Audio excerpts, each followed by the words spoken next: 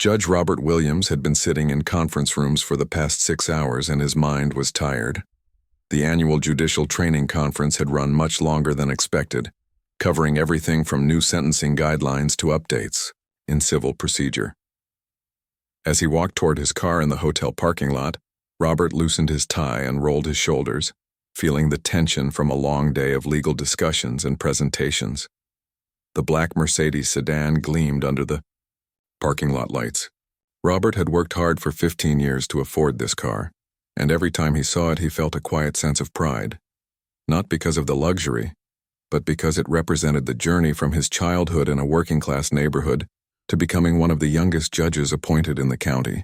His grandmother always told him that success wasn't about what you owned, but about what you overcame to get there. Robert started the engine and pulled out of the hotel parking lot onto the main road. The digital clock on the dashboard showed 9:47 p.m. His wife Linda would probably be asleep by now, and his teenage son Kevin would be finishing homework or playing video games.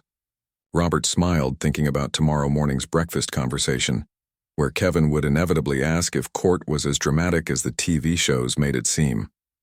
The route home took him through Riverside Heights, one of the more expensive neighborhoods in the city. Robert had driven this way hundreds of times before. The tree-lined streets with perfectly manicured lawns and impressive houses always reminded him of the American dream his parents had worked so hard to achieve. Some nights, especially after long days like today, he would drive slowly through these streets just to appreciate how far his family had come. Tonight felt different, though. As Robert turned onto Maple Street, he noticed a police car parked near the intersection. The officer inside seemed to be watching traffic carefully. Robert made sure he was driving exactly at the speed limit and checked that his seatbelt was properly fastened.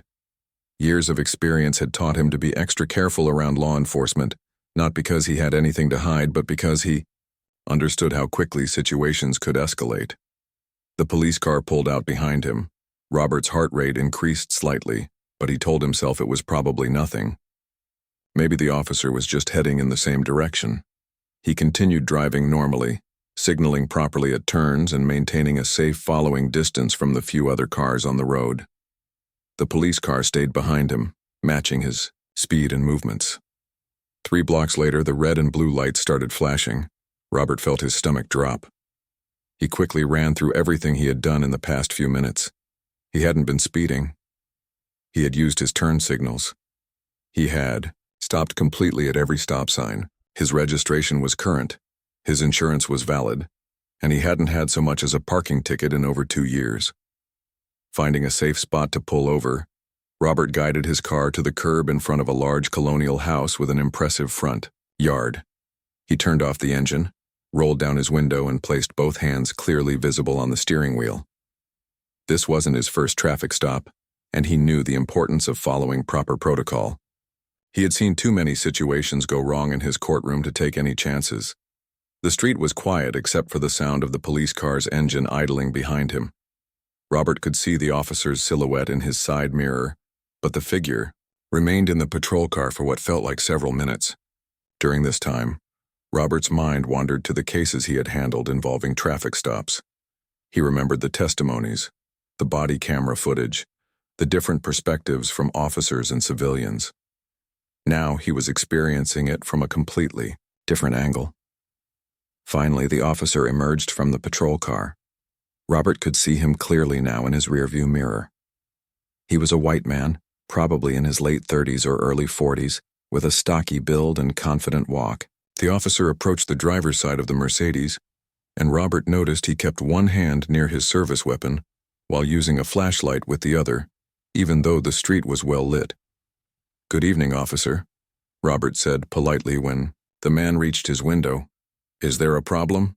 The officer bent down slightly to look into the car, shining his flashlight directly at Robert's face, then sweeping it across the interior of the vehicle. The bright light made Robert squint, and he had to resist the urge to raise his hand to block it. "License and registration," the officer said curtly, without answering Robert's question or explaining the reason for the stop. "Of course," Robert replied calmly. "My license is in my wallet in my back pocket and the registration is in the glove compartment. I'm going to reach for them slowly. Robert moved deliberately, narrating his actions as he had learned to do. He retrieved his wallet, first extracting his driver's license and handing it to the officer. Then he opened the glove compartment and found the registration and insurance documents. The officer examined the license with his flashlight, looking back and forth between the photo and Robert's face several times. Robert waited patiently, though. He noticed the officer seemed to be taking longer than usual with this simple verification. "Step out of the vehicle," the officer suddenly commanded. Robert felt a chill run down his spine. This was not standard procedure for a routine traffic stop. "May I ask why, officer?" "I haven't been drinking and I believe I was following all traffic laws." I said, "Step out of the vehicle." Now. The officer's tone had become more aggressive, and Robert knew that arguing would only make things worse. He slowly opened the door and stepped out onto the sidewalk, keeping his hands visible at all times. Standing next to his car, Robert was taller than the officer, which seemed to make the man even more uncomfortable. "Put your hands on the hood of the car," the officer ordered. Robert complied, feeling the cool metal of his Mercedes under his palms. This was humiliating, but he knew that cooperation was his best option for getting home safely to his family. He could feel curious eyes watching from the houses around them. Porch lights had started coming on, and he could see curtains moving in windows as neighbors noticed the police activity on their quiet street. The officer began patting him down, checking for weapons or contraband. Robert stood perfectly still, though inside he was burning with frustration and confusion. He had done nothing wrong. He was a respected member of the community, a judge who had dedicated his career to upholding the law and ensuring justice for others. Yet here he was, being treated like a criminal on a street where some of his colleagues and professional acquaintances lived. "What's your name?" the officer asked while continuing his search. "Robert Williams," he answered clearly. "What are you doing in this neighborhood, Robert?" The question hit Robert like a punch to the stomach. The implication was clear, and it wasn't subtle. He took a deep breath before responding, knowing that his answer needed to be careful and respectful, regardless of how offensive the question was. "I was driving home from a work conference, officer. I live about 10 minutes from here." The officer stepped back and looked at Robert with obvious skepticism. "Work conference, huh? What kind of work do you do?" Robert hesitated for a moment.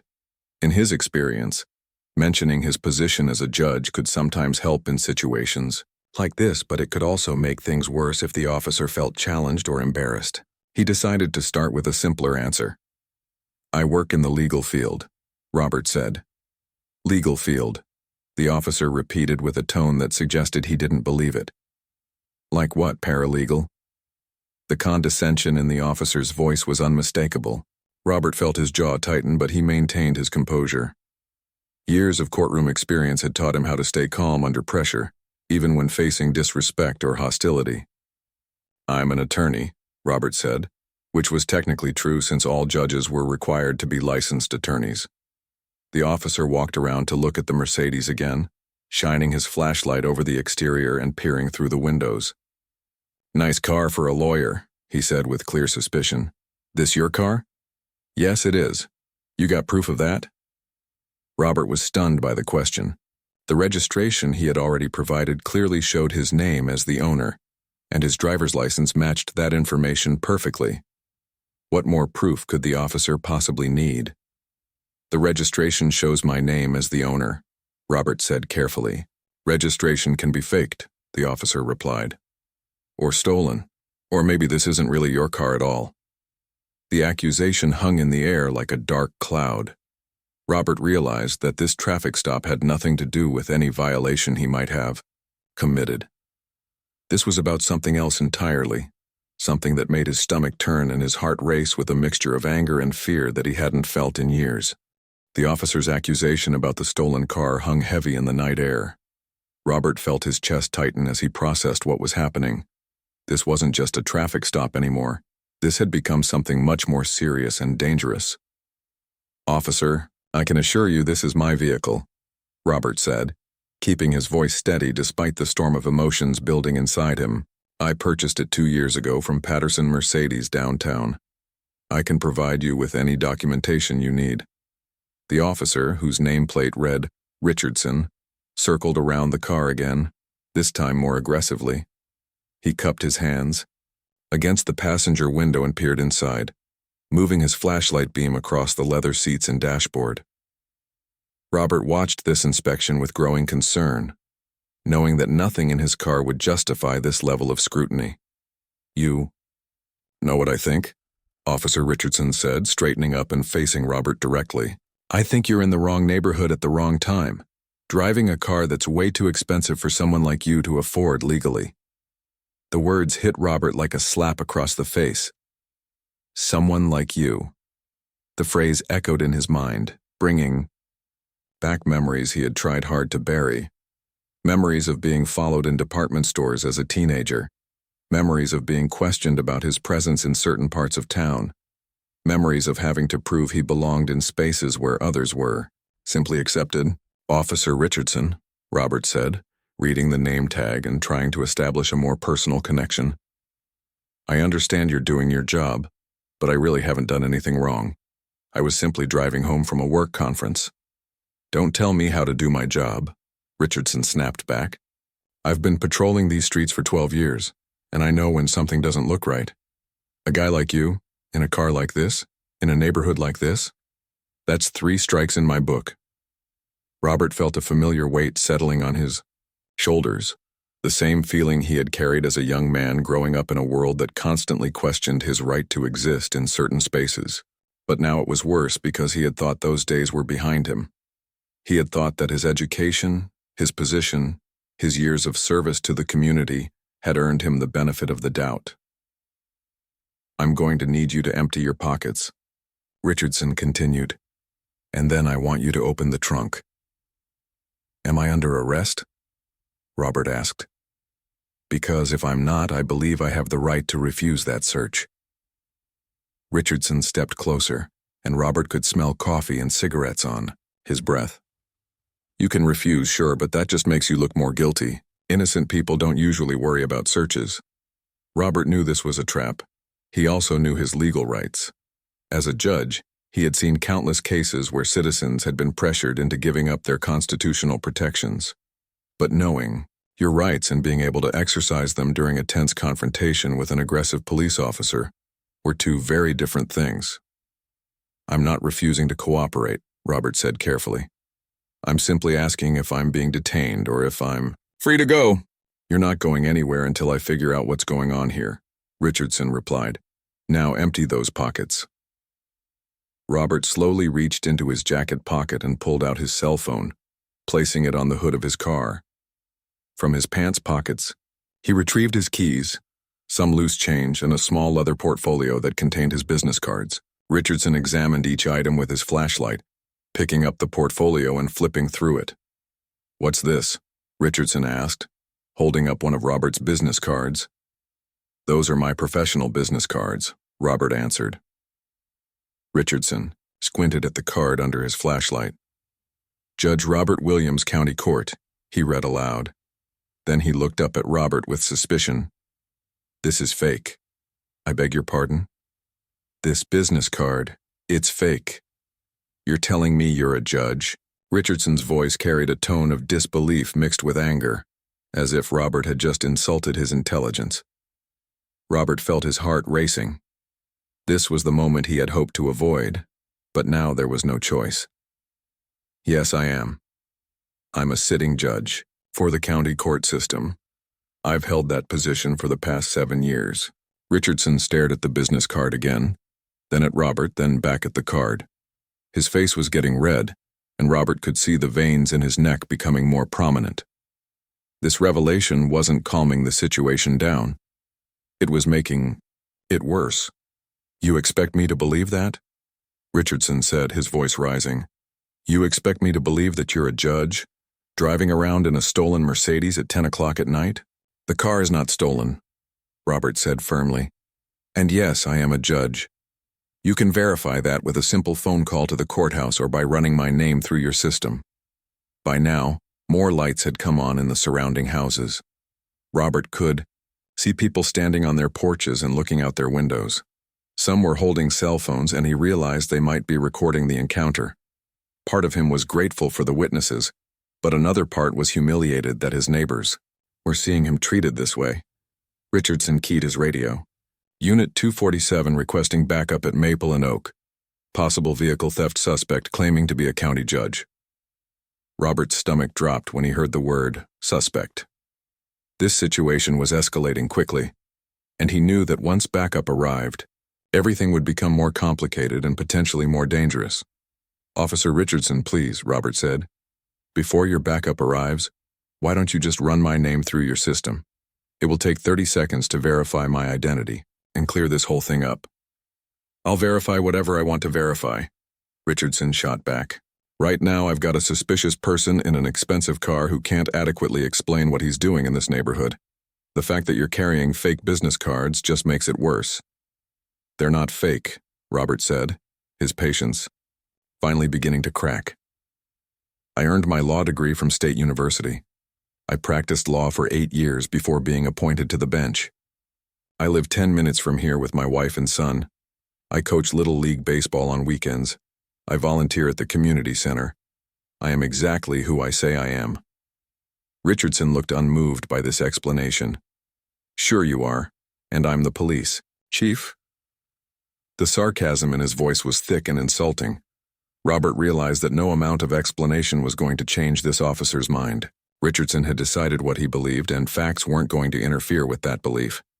In the distance, Robert could hear sirens approaching. His backup was coming, which meant this situation was about to involve multiple officers.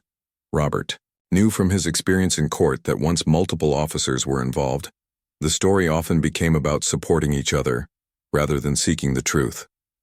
"Officer Richardson," Robert tried one more time. "I'm asking you as a fellow public servant to please just verify my identity before your colleagues arrive. This is a misunderstanding that can be easily resolved." "The only thing I'm going to verify," Richardson said, "is whether this car is stolen and whether you have any warrants. Everything else is just talk." Robert closed his eyes for a moment and took a deep breath. He thought about his wife Linda, probably asleep at home, completely unaware that her husband was being treated like a criminal just a few miles away. He thought about his son Kevin, who still believed that hard work and good character were enough to earn respect in this world.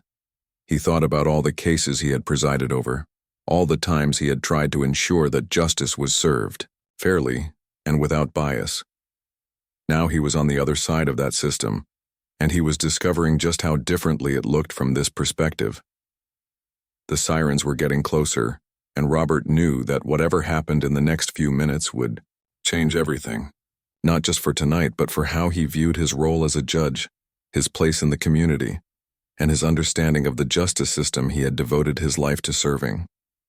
Richardson stepped back toward his patrol car, probably to run Robert's information, but his body language suggested he was already convinced of Robert's guilt. Robert remained standing by his Mercedes, hands still visible, watching the red and blue lights reflecting off the windows of the expensive houses around him. He had never felt more alone. The first backup patrol car arrived with its lights flashing, but no siren. Robert watched as 2 officers stepped out and approached the scene.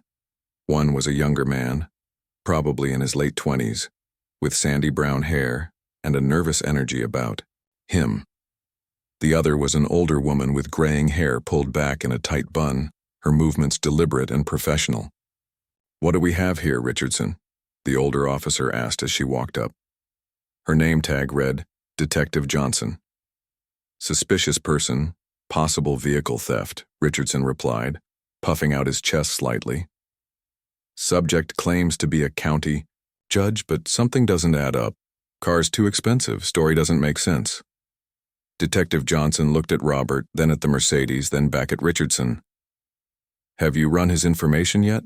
"I was just about to do that," Richardson said, though Robert noticed he had been standing around talking rather than actually checking anything. "Go ahead and run it now," Johnson said. It wasn't a suggestion. Richardson walked back to his patrol car, and Robert could see him typing on the computer mounted in his vehicle.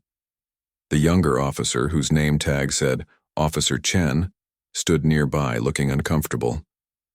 Robert got the feeling that Chen wasn't entirely convinced this situation was being handled properly. While they waited, more neighbors had come outside. Robert could see an elderly man in a bathrobe standing on his porch, holding what appeared to be a cell phone. A woman across the street was also recording from her front window. Robert felt exposed and embarrassed, but he was also relieved that there were witnesses to whatever was about to happen. "Sir," Detective Johnson said, approaching Robert, "I'm going to need you to remain calm while we sort this out. Can you tell me what happened tonight?" Robert appreciated that she was at least asking for his side of the story. "I was driving home from a judicial conference at the Marriott downtown. I was pulled over here on Maple Street, though I'm not sure why. Officer Richardson asked for my license and registration, which I provided. Then he asked me to step out of the car and began questioning whether I actually owned the vehicle." Johnson nodded, taking notes in a small notebook. "And you told him you're a judge?" "Yes, when he asked about my profession. I showed him my business card, but he said it was fake." Johnson looked over at Richardson, who was still typing furiously at his computer. "Richardson, how long does it take to run a license?" "Computer's being slow tonight," Richardson called back, though Robert suspected that wasn't the real reason for the delay. A second backup car arrived and Robert's heart sank. Now there were 4 officers on the scene for what should have been a simple traffic stop. The new arrival was a sergeant, an older black man with silver hair and tired eyes. Robert recognized him immediately. It was Sergeant Williams, no relation, despite sharing the same last name. Robert had seen him testify in his courtroom dozens of times over the years. Williams was known for being fair, thorough, and professional. Robert felt a wave of relief wash over him. Sergeant Williams surveyed the scene and walked directly over to Detective Johnson. "What's the situation, Detective?" "Traffic stop. Possible vehicle theft." Richardson pulled over the driver, says something seems off about his story. Sergeant Williams looked at Robert, and Robert could see recognition dawning in the man's eyes. They had interacted professionally many times, and Williams knew exactly who he was. "Your Honor," Sergeant Williams said quietly, "what brings you to this neighborhood tonight?" The words "Your Honor" seemed to hit the other officers like a lightning bolt. Officer Chen's eyes widened, and Detective Johnson stopped writing in her notebook. Even Richardson looked up from his computer. "I was driving home from a conference, Sergeant Williams," Robert replied. "Officer Richardson pulled me over, though I'm still not clear on the reason for the stop." Richardson finally emerged from his patrol car and his face had gone pale. "Sergeant, the computer shows he's legitimate. Judge Robert Williams, clean record, vehicle registered in his name." The silence that followed was deafening. Robert could hear crickets chirping in the nearby bushes and the distant hum of traffic on the main road. The officers all looked at each other, then at Richardson, then at Robert. "Officer Richardson," Sergeant Williams said in a voice that was calm but carried obvious authority, "can you explain to me the reason for this traffic stop?" Richardson stammered. "Well, it looked suspicious. A guy driving through this neighborhood at night in an expensive car." "What traffic violation did you observe?" Williams pressed. He was driving slowly, like he was casing houses or something." Robert felt anger rising in his chest. "I was driving slowly because I was tired and being careful. There's nothing illegal about driving cautiously." Detective Johnson stepped forward. "Your Honor, I apologize for this situation. It appears there may have been some confusion." "Confusion?" Robert said, his voice rising slightly despite his efforts to stay calm. "Officer Richardson accused me of stealing my own car. He refused to believe I was a judge. He called for backup to arrest me for vehicle theft. This wasn't confusion. This was profiling." The word profiling hung in the air like a bomb waiting to explode. Robert could see the officers' faces change as they realized the implications of what had happened. This wasn't just a case of mistaken identity or overzealous policing. This was a civil rights incident involving a sitting judge. Richardson tried to defend himself. "I was just being thorough. Anyone could claim to be a judge. I've seen fake IDs before." "But you didn't check his ID, did you?" Sergeant Williams said. You called for backup before running his information. You treated him as guilty before you had any evidence of wrongdoing. By now, more neighbors had gathered. Robert could see at least a dozen people watching from porches and sidewalks. Some were clearly recording with their phones. He recognized a few faces, people he had seen at community events, parents from his son's school activities. His humiliation was complete. Officer Chen finally spoke up. Sergeant, with respect, I think we need to acknowledge what happened here. This gentleman was stopped without cause and treated as a suspect based on assumptions. Richardson glared at Chen. He looked out of place. You can't tell me that's not suspicious. Out of place how? Robert asked, his judicial training taking over. Because I'm black? Because you decided a black man couldn't legitimately own a Mercedes? Because you assumed I didn't belong in this neighborhood? I never said anything about race, Richardson protested, but his face was red and his voice was shaking. You didn't have to say it, Robert replied. Your actions said it loud and clear. You saw a black man in an expensive car in a wealthy neighborhood, and you immediately assumed something was wrong. You never considered that I might live here or work here or have every right to be here. Sergeant Williams stepped between them. Your Honor, I think we need to wrap this up. You're free to go, of course. Is there anything else you need from us tonight? Robert looked around at the officers, the neighbors, the flashing lights still reflecting off his car. He thought about his son Kevin, who would probably hear about this at school. He thought about his colleagues who would see the inevitable news coverage. He thought about all the people who didn't have his position and authority, who faced this same treatment without anyone to advocate for them. What I need, Robert said slowly, is for this to never happen again. Not to me, not to anyone else. What I need is for officers to remember that respect and dignity should be given to every citizen, regardless of what they look like or what assumptions you might make about them. Detective Johnson closed her notebook. Your Honor, there will be an incident report filed. This matter will be reviewed by our Internal Affairs Division. Robert nodded, though he wasn't particularly optimistic about internal police investigations. He had seen too many cases in his courtroom where officers were cleared of wrongdoing despite clear evidence of misconduct. Sergeant Williams, Robert said, I've always respected the officers who appear in my courtroom. I hope that respect can continue, but incidents like this make it very difficult. Williams nodded grimly. I understand, Your Honor. This isn't how we want to serve the community. As the officers began to disperse, and the neighbors slowly returned to their homes, Robert stood alone next to his Mercedes. The same car that had filled him with pride just an hour ago now felt like evidence in a case he never wanted to be part of. He got back behind the wheel, started the engine, and drove the remaining few blocks to his house, wondering how he would explain this night to his family and what it meant for his faith in the system he had devoted his life to serving. Robert pulled into his driveway at 11:23 p.m., nearly 2 hours later than he should have been home. The porch light was on, and he could see Linda's silhouette moving behind the living room curtains. She had been waiting up for him, probably worried about why he was so late. As he sat in his car for a moment, trying to collect himself, he realized he had no idea how to explain what had just happened. The front door opened before he even reached it. Linda stood there in her pajamas and robe, her face immediately showing concern when she saw his expression. Robert, what happened? You look terrible. He wrapped his arms around her, holding her tight for a long moment. The familiar scent of her shampoo and the warmth of her embrace helped calm the storm that had been raging inside him since the traffic stop. I got pulled over, he said simply.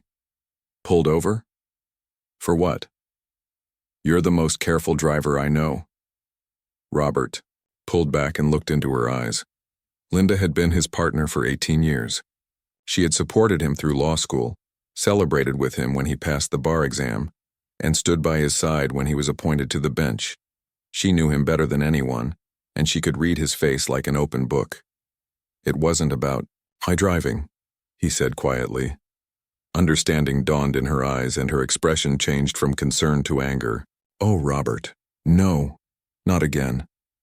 They had talked about this before. The reality that success and achievement didn't make them immune to certain experiences. But it had been years since anything like this had happened, and they had both hoped those days were behind them. They went inside and sat on the couch together. Robert told her everything from the moment he saw the police lights to his conversation with Sergeant Williams. Linda listened without interrupting, her hand squeezing his tighter with each detail. "I can't believe this happened," she said when he finished. "You're a judge, for heaven's sake. You've dedicated your entire career to justice and fairness." "That's what makes it worse," Robert said. "If this can happen to me, what happens to people who don't have my position? What happens to young men who look like Kevin?" At the mention of their son, Linda's face grew pale. Kevin was 17, a good kid who played basketball and maintained a 3.8 GPA. But he was also a young black man who would soon be driving alone, going to college, navigating a world that might see him as a threat rather than the bright, kind person he was. "We have to tell him," Linda said. "He needs to know what he might face." Robert nodded, though the thought of that conversation made his heart heavy. They had tried to give Kevin a childhood where he felt safe and valued, where he could focus on his dreams rather than worry about how others might perceive him, but perhaps they had been naive to think they could protect him forever. The next morning, Robert woke up to 17 missed calls and 43 text messages. News of the incident had spread faster than he could have imagined. Someone at the scene had recorded part of the encounter and posted it on social media. Within hours, it had been shared thousands of times. His phone buzzed with another call. This time it was David Chen, the chief judge of the county court system. "Robert, I just saw the video. Are you okay?" "I'm fine, David. Embarrassed, but fine. This is unacceptable. A sitting judge being treated this way reflects poorly on the entire judicial system. I'm calling the police chief this morning." Robert appreciated the support, but he also knew that his position was giving him protection that others didn't have. "David, I appreciate your concern, but I don't want special treatment because I'm a judge. I want this to be addressed because it's wrong, regardless of who it happens to." After hanging up, Robert checked his social media accounts. The comments section was a battlefield of opinions. Some people expressed outrage and support. Others questioned whether race had really been a factor. Still others criticized him for playing the race card, or suggested he must have done something to deserve the treatment. Reading the comments was like reopening a wound. Even with video evidence of what had happened, there were people who refused to believe that racial profiling had occurred.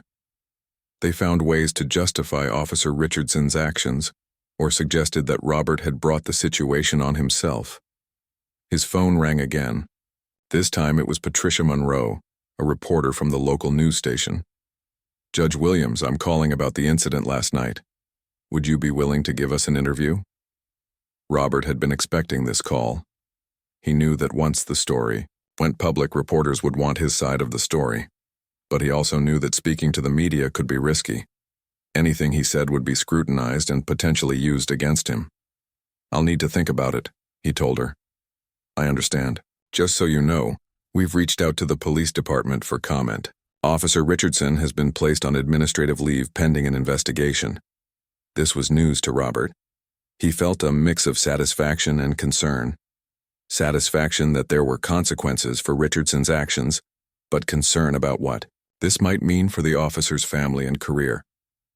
By noon, Robert's inbox was flooded with messages from colleagues, friends, and community members. Some offered support and shared their own similar experiences. Others invited him to speak at events or join organizations fighting against racial profiling.